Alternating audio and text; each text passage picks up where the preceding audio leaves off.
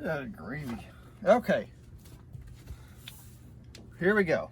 Now, today what we're going to do is we're going to simulate this water heater having a trouble code. Now remember, if you watched in the other video, if you've got a trouble code on this particular water heater, SR11, the triangle is going to flash on the display. That's it. Okay, don't call someone and tell them you don't have any trouble codes till you check them. That triangle flashing means that there's a code in there. You're going to have to go retrieve it. Now, you don't want to get stuck doing troubleshooting water heater that's not working and is not displaying a trouble code. It'll lead you off into a completely wrong direction. So what's going to happen is a water heater will, you'll notice, right? No hot water. We go to the water heater. What the heck? Triangle's flashing. You want to go in there, like I said on the other vehicle, clear it. You can get the water heater working. We can go back in there and troubleshoot it later. To troubleshoot and check voltages, we do need the water heater working. So clearing that code and getting the water heater back into the game is important. All right, so today let's talk about the A061. We're going to do a few in this series, 61, 63. We'll do no power to interface. We'll talk about some of that stuff. Let's talk about the 61 today. It has to do with the blower motor. It's going to have you test a connector on the power control board, see what kind of voltage you get, and see if we can identify the problem. Now, one thing I do want to add real quick is you'll see, if you've done troubleshooting before on this, on a 61, you'll notice going through the troubleshooting and getting the particular voltages on there, one of the end results, which says you need to send some parts out, a blower, control board and a blower, is when you don't find a problem. So remember, if we've got a 6.1 on here, clear it. Let's just see if it comes back. Okay, clear it, use the water heater. Let's see if it comes back. Today, we're going to pretend that we've got a water heater with a 6.1 that's persistent. We're going to go through and I'll show you how to troubleshoot that and what the voltages should be and which connector you're going to test, and also how to do that. And there's also two ways of doing it. So we'll go through those. We'll see what maybe I think is the best way to do it. And then, you know, you can do whatever you think is best for you. So let's get started. We're going to take this front cover off.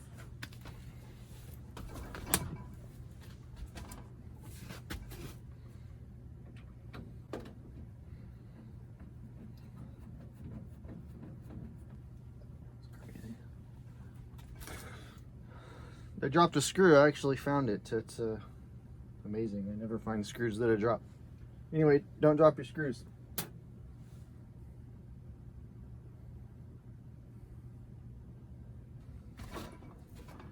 Okay, once you have your screws out, there are 4. Okay, not all water heaters are created equally. This one happens to have a little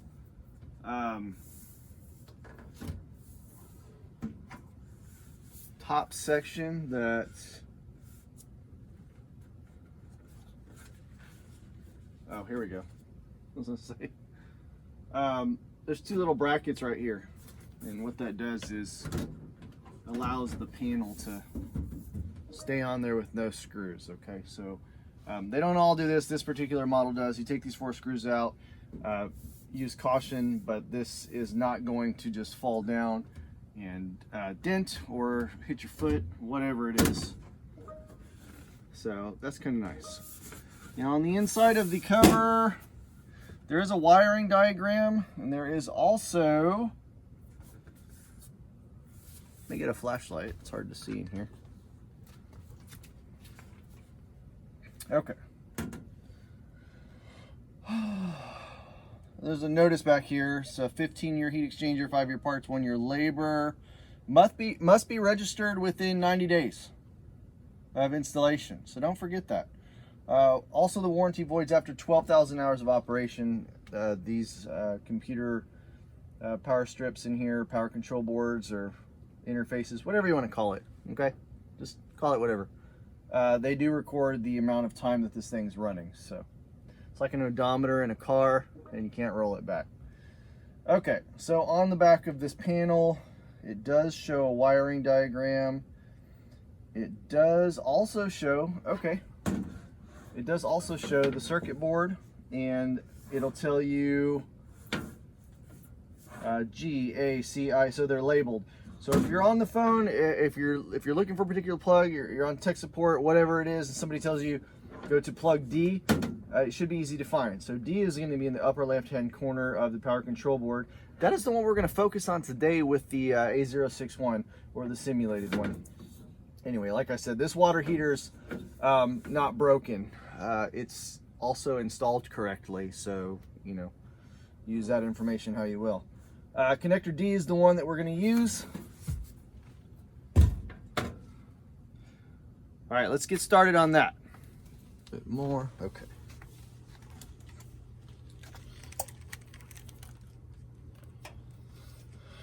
Okay, if you have the error code 61, or any error code for that fact, multimeter, it's good to have. Depending on what you're testing, it might be direct current or it might be alternating current. So make sure you know which one to set that to on your meter. Also, important thing to have, this is how make sure that's on camera there. That's how a standard meter will come with these leads, okay? And and they're sharp. You can stab through a wire if you need to test something. But if you're testing a real small plug, you want to get some of these. And you can make them. You can actually use a paper clip or a needle or a safety pin, just anything to get inside of that plug so you can get continuity and test. These are covered here, and the end is exposed, so I can get my test there. Go ahead and put these back on. These are handy to have. It makes it easier when you're testing smaller wires and smaller plugs. Set that off to the side for a second. Like I said, connector D is the one we're going to focus on today. So if I had, let me just unplug it actually here real quick, and it comes from up top. Okay, so this actually goes, let me show you, from the power control board. It's got a clip right here. This is our harness up, and it goes straight into our blower motor. All right, now like I said earlier, this water heater is installed correctly. The venting's good. It just, it goes up about 8 feet. It goes out. If you are having problems, just know that if you take this front cover off, the water heater is now power venting, okay? It's sucking air in from whatever room you're in. If you're in the garage, the attic, a storage, a basement, whatever, it's now using room air. If you've got a problem with your intake venting, you take the cover off, you may not correlate that you're taking the cover off. Now all of a sudden the water heater's not giving you problems. You put that cover on, it could be a problem with the vent. So just pay attention to that, okay? Know the difference. When that cover's on, you're using your air intake vent. When it's off, we're sucking air in right from the room. All right, don't let that confuse you or mask any problems.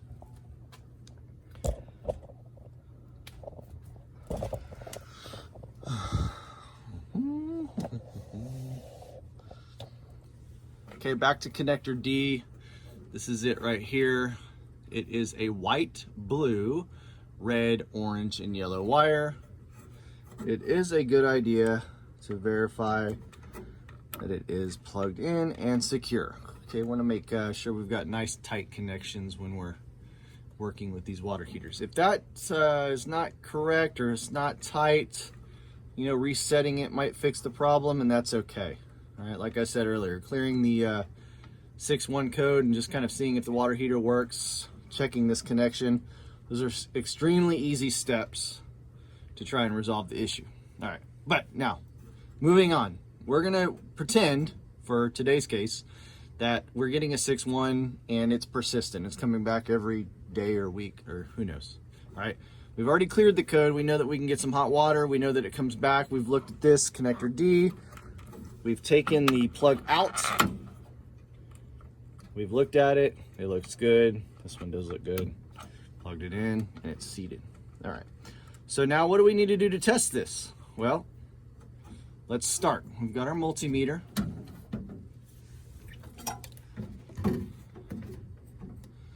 And we're going to be testing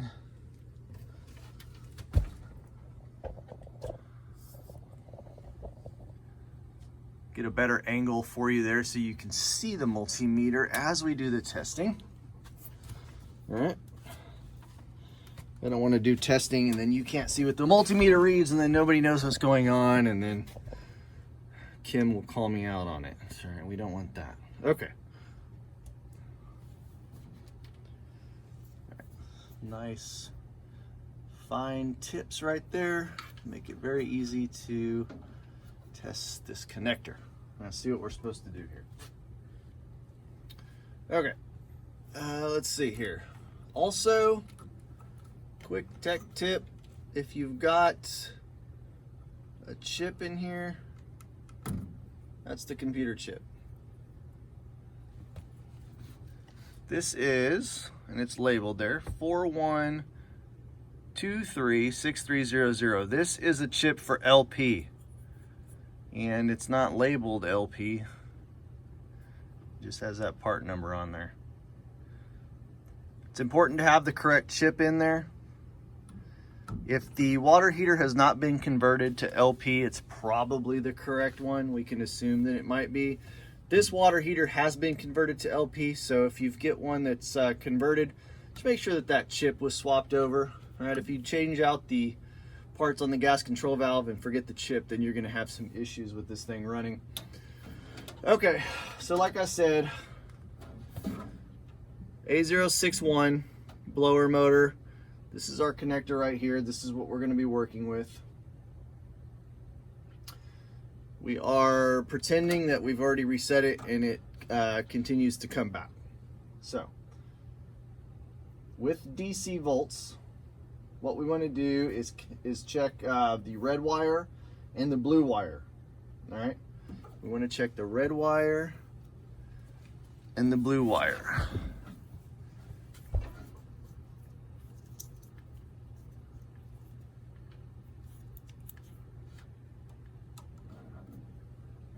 See what we get here.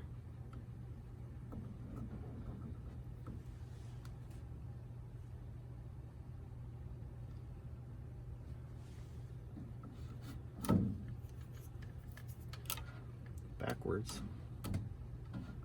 All right, back to red and blue.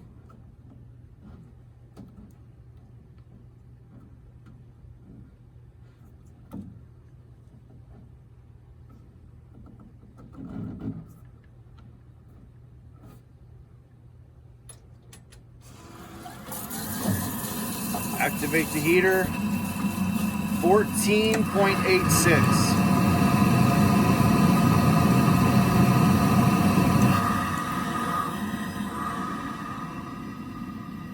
.85, 14.86.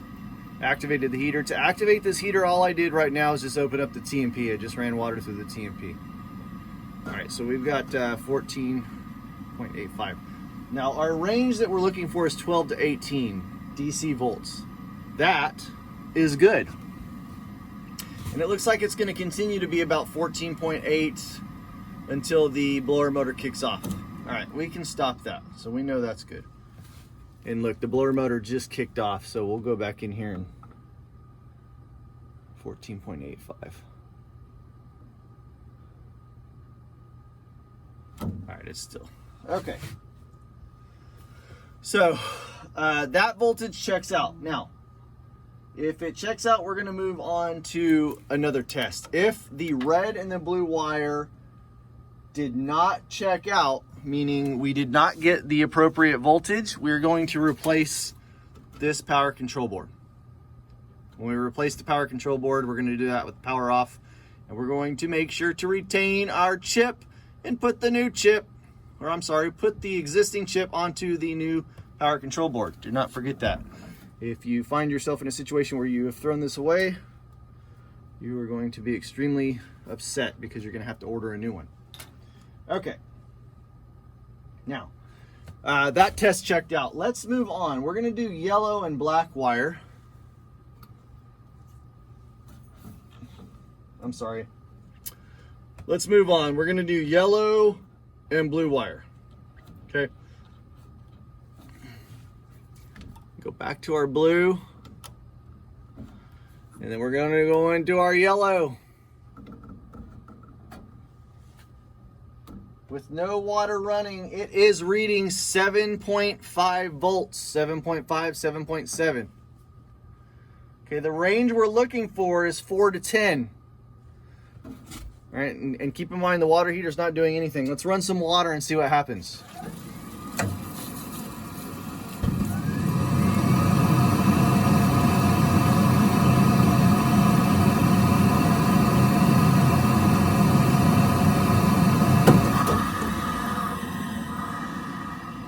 Okay, nothing changed from the water heater being in standby and the water heater being activated. Still sitting in that 7.5 range. Like I said, this is the yellow and blue wire, 4 to 10 volts, proper voltage.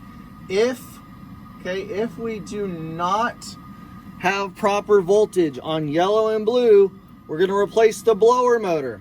Okay, yellow and blue, no good, blower motor.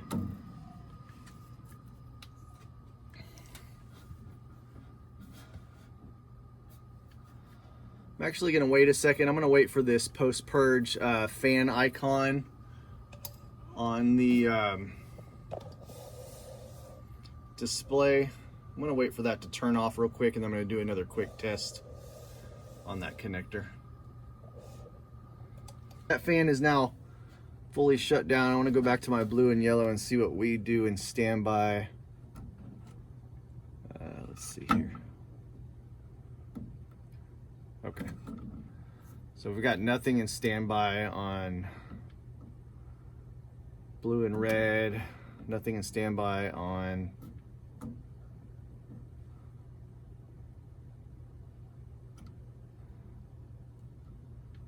blue and yellow, 2.9. All right. And real quick, yeah, back to that 7.5. Okay, perfect. All right, so we're not needing to shut this water heater off or do anything crazy in between the tests. We're testing red and blue, and then we're testing blue and yellow. All right. One of the requirements stated in the service manual to test the blue and yellow is to have all the faucets on. I did this test with just the TMP. Now the TMP flows, I mean, it's a full 3/4 inch pipe, flows a lot of water. And we were able to see that that was more than adequate to get us our good test range, okay? Now, like I said, if that blue and yellow didn't test well, we would do the, all right, if voltage was not correct, replace the blower motor. All right.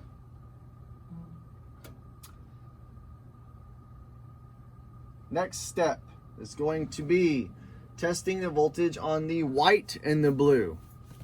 So you can see our blue wire is our common wire here that we're testing with. All right, and this last third step is going to be the white wire. So we're looking for between 144 and 192 DC volts. Well, I don't even have water running. I've got power going to the fan because it's still in a post-purge. Okay, we've got 162. This is good. All right, we'll fire this water heater up and see what happens.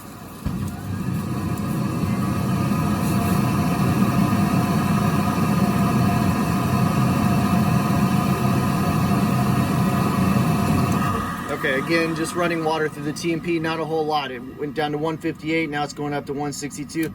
That's good. That's exactly what we need. So we know that those components are good.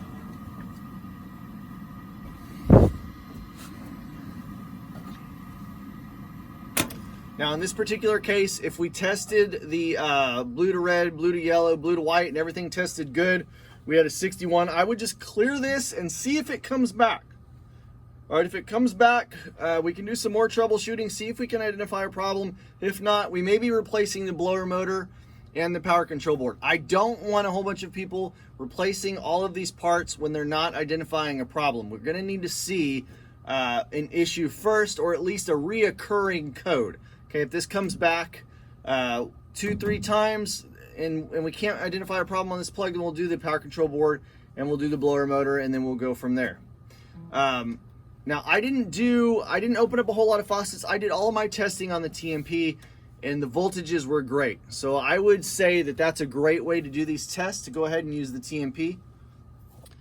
TMP on my model is just kind of angled back to the back. They're going to be on the same location on all of these, but depending on where this tab is. And to open the TMP,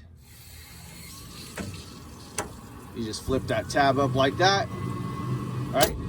I do want to add this. Please do know where the TMP line is running out to. This line runs down here, over, and then it goes outside. Okay, if you've got a situation where you don't know where it's at, I would be careful There's no telling where they've run that temperature and pressure relief line out to. I'll adjust this camera here. All right, just real quick, I want to add on that temperature and pressure relief line. I've seen houses where they've been remodeled and the old line is still inside of a wall somewhere. They've put an addition on the house. The contractors came and just cut the line off, left it inside of a wall, temperature and pressure relief line, which needs to be tested. I mean, it needs to be tested annually. We want to make sure that it's working. I've been at a house where we've tested it and it's flooded a house. And I had no other option at that point but to apologize, but I did not do the illegal plumbing. That's what happens. So make sure that you know where that temperature and pressure line goes so that you can feel safe in opening it up and knowing that it's just going to run outside into the yard or wherever it goes. All right, if I want to add one other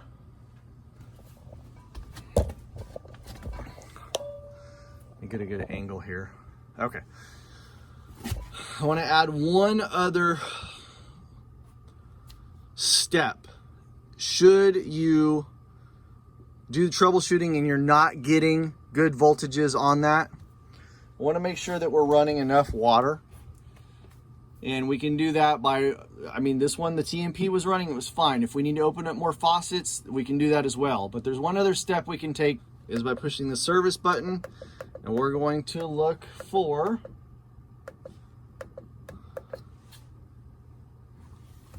pressing the service button. We're going to look for burner staging. Okay, if you don't see it, that's fine. Just go back to your menu and hold the service and mode button down. Hear that beep? All right.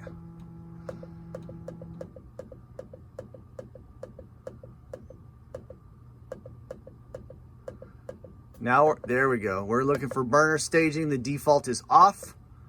Put that on 2H. Nope, that's not 2H. Put that on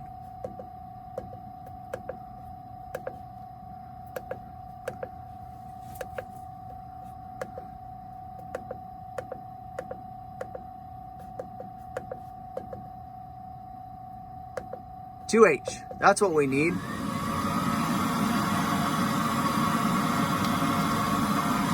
All right, that just kicked the fan on high, right there. All right, that turns the fan on. I can go to my connector D and I can do all of my testing right now. I don't even have to run water. Let's verify that.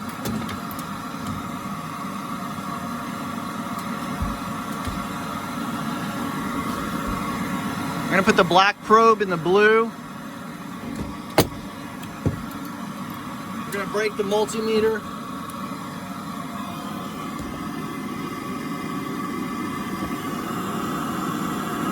Here. All right, we just put it in 2H, like I said. All right, I just fired that fan on full blast. All we gotta do is, look at that. Red wire's good. Yellow wire's good. White wire, good. Boom, that's it. Check that out. It's a real easy way to do the test. All right, we're done there. Everything checked out. What we're gonna do is we're gonna go back to service. We're gonna go back to burner staging. We're gonna go back to the default, which is no. Okay, back to our menu, and now we need to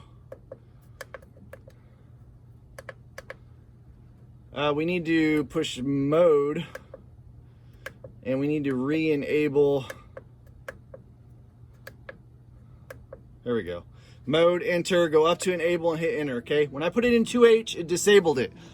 We're done testing, so we're gonna go back to mode and we're gonna push enable, and we're gonna go back, okay.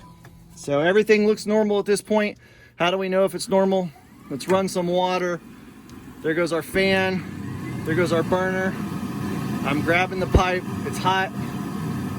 All right, we're good. We're gonna call this good for right now. Like I said, if this code persists, let's do something about it. If we can't identify a voltage problem, we'll replace the blower and the power control board. Otherwise, reset it and just use it. And we'll go from there. I hope this video was helpful. Stay tuned. We're going to talk about the 6.1 in the next video, and then no power to the interface and where to test that from. Have a great day.